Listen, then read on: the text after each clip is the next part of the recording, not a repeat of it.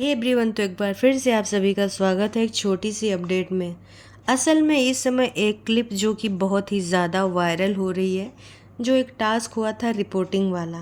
उसमें सना सुल्तान बैठी हुई हैं नेज़ी के पास, और नेज़ी क्या कह रहा है, उसके शब्द बहुत ही सच्चे हैं, बहुत ही क्लियर हैं, जो सबको समझ में आ रहे हैं। उस घर में नेज़ी रह रहा है, नेज़ी को समझ में आ रहे हैं, कटारिया को क्यों समझ में नहीं आ रहे हैं। जिस प्रकार से विशाल दोस्ती निभा रहा है, क्या कटारिया निभा रहा है? पहले ये सुनिए।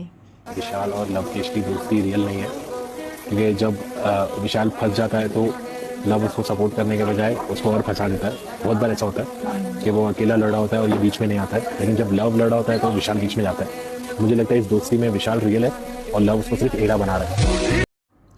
इस क्लिप में जो लास्ट वाले शब्द हैं ना, बहुत कुछ बोल रहे हैं।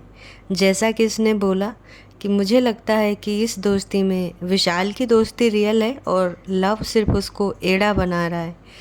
ये जो चीज़ें दिख रही हैं, क्या ये चीज़ें विशाल नहीं फील कर पा रहा होगा? बिल्कुल कर रहा होगा। काश कटारिया इस चीज़ को समझे। यहाँ पर जनता ने भी यही चीज़ फील करी है, बट ये नहीं लग रहा था कि अंदर के जो सदस्य हैं उनको भी किसी न किसी को ये चीज़ फील हो रही होगी। मतलब यहाँ जनता जो फील कर रही है, कई बार लोग कहते हैं ना कि 24 घंटे में आप जज कर रहे हो, 24 घंटे में जो चीज़ें होती हैं सारी नहीं दिखाई जाती हैं, 1 घंटे के एपिसोड में सारी चीज़ें नहीं निकल के आती हैं। तो भाई लाइव भी चलता है और वहाँ के रहने वाले सदस्य इस चीज़ को फील कर पा रहे हैं। वो सबको दिखा है, खुले में दिखा है। बात 1 घंटे की नहीं है, बात लाइव की भी नहीं है, बात आपके शब्दों की है। जब लगातार बार बार लोग उस पर वार कर रहे थे, और अब तो खुले में बिग बॉस की तरफ से उसको कमेंट्स भी दिखा दिए गए कि सोशल मीडिया पे लोग किस प्रकार से उसको बोल रहे हैं। उसके बावजूद भी लवकेश की तरफ से, कटारिया की तरफ से ये सारी चीज़ें क्यों नहीं हो रही हैं? क्यों किसी प्रकार का वो स्टैंड नहीं ले रहा है विशाल को लेकर? लगातार बार बार जब उसको लोग टारगेट कर रहे हैं, जब लोग उससे उसके सामने बोलते हैं कि तेरे दोस्त ने ही जब ऐसा बोल दिया तो हम क्या करें, तो उस टाइम उसको तो बोलना चाहिए। बिल्कुल चुप्पी साध लेता है, कुछ भी नहीं बोलता है। हालांकि इन दोनों की दोस्ती कुछ ना कुछ तो है, आपस में कुछ ना कुछ तो बॉन्ड है, लेकिन लेकिन लेकिन एक हाथ से ज़्यादा देर तक ताली नहीं बजती है। और मेरा और आप सभी का भी यही मानना है कि जिस प्रकार से विशाल इस दोस्ती को लेकर डेडिकेटेड है, जिस प्रकार से वो लॉयल है, जिस प्रकार से वो स्टैंड लेता है, और कोई होता तो जस्ट उसके करेक्टर पे इतना बड़ा प्रहार हुआ था, उसके बाद वो सकुचाता कुछ चीज़ें करने में। लेकिन कैसे उसने प्रॉपर चक्की चलाई है, कैसे उसने टास्क दिया है।